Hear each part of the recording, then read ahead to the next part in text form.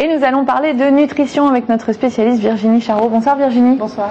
On va commencer avec cette question de Corinne de Saint-Bran qui nous dit: j'ai accumulé quelques petits kilos pendant l'été, ça arrive souvent, hein, les barbecues, les apéros.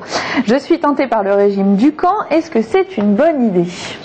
Alors, a priori, tout dépend de l'objectif. Quand on veut perdre du poids super rapidement et qu'on se fiche un petit peu de ce qui se passera derrière, c'est clair et net, en mangeant plus de glucides, en fait, plus de féculents, plus de sucreries, plus de choses comme ça. Le régime Dukan, c'est protéines. Manger pas mal de protéines, c'est-à-dire, alors c'est pas des poudres, hein, mais c'est pas mal de viande, de poisson, de produits laitiers, de choses comme ça.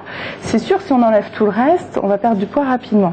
Par contre, la conséquence de ça, c'est qu'on habitue l'organisme à ne plus avoir de carburant. Donc lui, il s'habitue à fonctionner avec de moins en moins de carburant.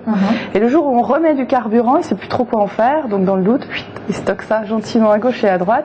Et après, on reprend le après, hein, voilà. Pour les perdre. Alors après, on peut recommencer. C'est difficile à perdre. Et ce qui se passe, c'est qu'on recommence le régime Dukan, mais là, ça marchera de moins en moins parce que l'organisme a une mémoire aussi.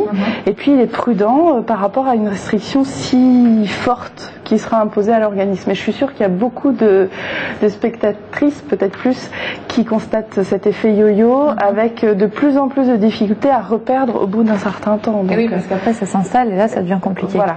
Donc, le plus efficace, c'est de reprendre peut-être son hygiène de vie en général.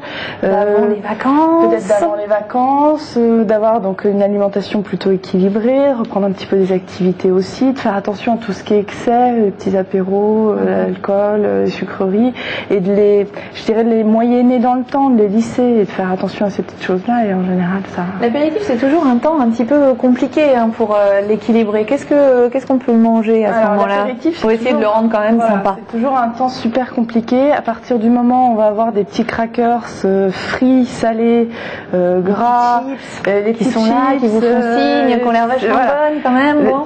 Ça va être super tentant.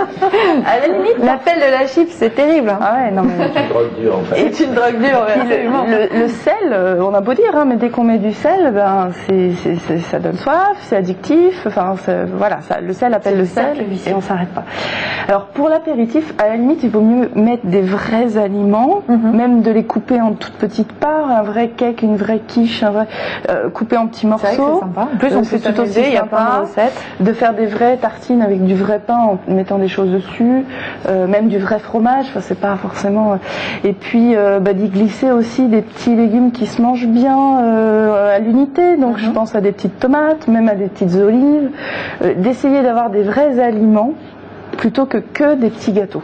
Voilà, merci beaucoup pour tous ces conseils. Il y a des recettes également d'ailleurs à retrouver sur votre site internet maigrir2000.com. Exactement, et des recettes qui sont pas forcément très élaborées dans le sens niveau de difficulté de chef. Si on n'a pas beaucoup de temps. Même si on n'a pas beaucoup de temps, avec très peu de moyens, on peut réussir à concocter un truc bon, équilibré, et puis qui nous donne des bons nutriments.